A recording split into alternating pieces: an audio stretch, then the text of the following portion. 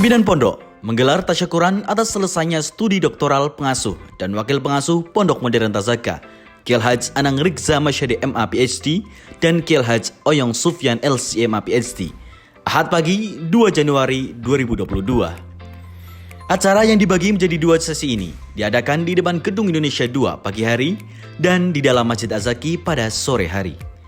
Sesi pertama adalah tasyakuran bersama para ansor, tokoh agama, dan tokoh masyarakat pada pagi harinya.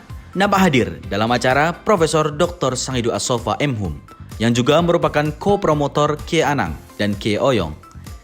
Para alumni haji KPIH Musdalifah, pejabat pemerintahan daerah, para dokter, notaris, dan saudagar muslim. Adapun sesi kedua adalah tasyakuran bersama masyarakat sekitar pondok yang diawali dengan zikir, sholawat, dan doa.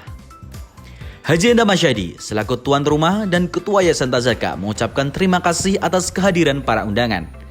Beliau menyatakan bahwa kesyukuran ini bukan lagi milik individu atau keluarga, akan tetapi menjadi kesyukuran umat, bahwa tokoh-tokoh muda dapat menimba ilmu tinggi sehingga dapat dimanfaatkan maksimal oleh umat, khususnya dunia pesantren. Senada, Profesor Dr. Sangidu As-Sofa M.Hum juga mengungkapkan kesyukurannya bahwa para pimpinan Pondok Modern Tazaka dapat meraih gelar tertinggi akademik ini.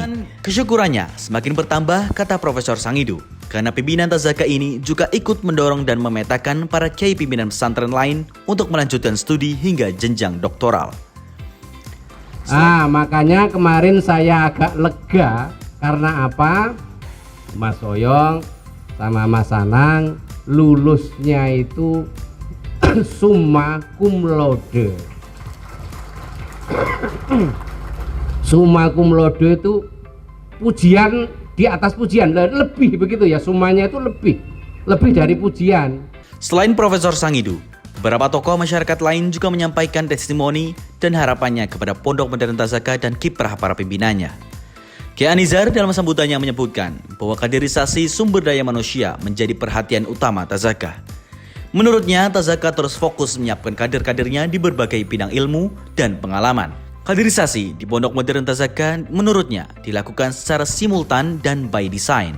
Dalam bahasa kita adalah kaderisasi by design. Ya, jadi bukan by accident. Kita meninggal, kita tua, nggak siap. Siapa? Cuma orang, sembarang orang. Yang ternyata nggak sama nilai-nilainya, nggak sama pikirannya. Maka di Tazaka itu kaderisasi by design. Didesain siapa yang ke keagamaan, siapa yang ke pengairan, siapa yang ke fakultas A, dan lain sebagainya. Selanjutnya adalah tausiah oleh Kiai Haji Anang Rigza Masyadi MA PhD. Dalam tausiahnya, Kiai Anang menyampaikan rasa syukur dan banyak terima kasih kepada seluruh pihak yang telah secara langsung atau tidak langsung mendukung studinya. Kiai Anang mengatakan bahwa di Tazaka kaderisasi menjadi komitmen keumatan. Artinya, frame kaderisasi yang digalakan di Tazaka bukan saja untuk internal Tazaka, melainkan untuk umat secara keseluruhan. Saat ini, Lajis Tazaka membiayai studi 114 orang mulai dari tingkat pesantren, S1, S2 hingga S3.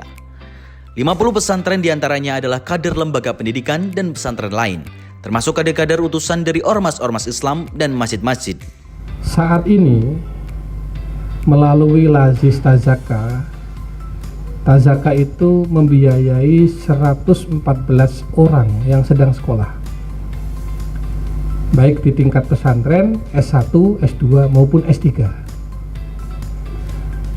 114 itu yang memang diprediksi atau akan kembali menjadi kadernya Pondok Modern Tazaka itu sekitar 50-60, Pak Badawi. Jadi sisanya sekitar 50 itu adalah kader pesantren lain, lembaga lain, ormas lain yang kita biayai.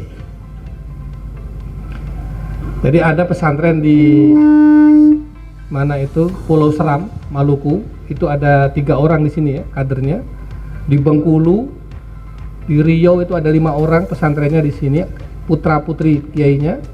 Ada yang dari mana? Medan, Makassar, ada yang dari Goa. Memang kalau yang itu saya undang Pak Saroni, Pak Badi, yuk ke sini. Saya pikir kan begini, ini kan 25 tahun lagi anak-anak ini akan jadi pimpinan pondok atau menggantikan bapaknya. Selain itu, Kiai Anang juga menyampaikan pentingnya pemetaan kaderisasi di pesantren dan pembidangannya. Menurut kandidat doktor perekonomian Islam dan industri halal Universitas Gadjah Mada itu, bahwa pembidangan kaderisasi setidaknya dikategorikan menjadi 5, yaitu kader keulamaan, kader akademisi, kader manajerial, kader kehumasan atau public relation, dan kader kewirausahaan atau entrepreneur. Nah, kader itu ada 5. Di kader itu ada 5. 1, kader keulamaan. Jadi harus ada kader yang bisa ngiyai, kader yang bisa ngulama gitu loh Pak Teguh. Jadi ya bisa ceramah, nek ceramah enak, ngomongnya juga mudah dipahami, kontennya ada, yang isong lusu-lusu sidik lah gitu kan itu. Ini kader keulamaan. Yang kedua adalah kader akademisi. Jadi orang yang memang betul-betul intelektual, akademisi, kalau perlu ini sampai guru besar. Nah yang ketiga ini ada namanya kader manajerial. Jadi mungkin dia sekolahnya ya cukup S1 atau S2, tapi memang dia secara manajerial itu cek cepat mengambil keputusan, tepat, kemudian komprehensif cara berpikirnya, otaknya besar, hatinya besar. Karena kalau hatinya kecil, dikritik sedikit udah habis dia. Difitnah sedikit, ambruk dia. Dirasani sedikit, udah. Itu hatinya harus besar. Otaknya harus besar. Karena supaya melakukan kerja-kerja besar. Ini yang ketiga, manajerial. Memanage dan lain sebagainya. Itu nggak mudah. Mengatur orang itu nggak mudah. Menempatkan orang di tempat yang tepat itu juga tidak mudah. Itu butuh ilmu dan feeling. Nah, yang keempat ini adalah kaderisasi di bidang humas, networking. Selama ini yang keempat ini diambil perannya oleh Ustadz Anizar. Jadi saya kalau ada urusan, saya pasrahkan Ustadz Anizar, saya itu tidur nyenyak. Saya percaya karena di tangan dia tidak ada rumusnya gagal. Dia itu nggak pernah punya gigi mundur. Ini adik saya yang satu ini, tipologinya dia nggak punya gigi atret. Saya tahu sulitnya mengurus visa di masa begini, 60 orang itu pekerjaan nggak mudah. Maka saya telepon terus, piye. Dia pernah marahin saya itu. Belum minta maaf juga sampai sekarang.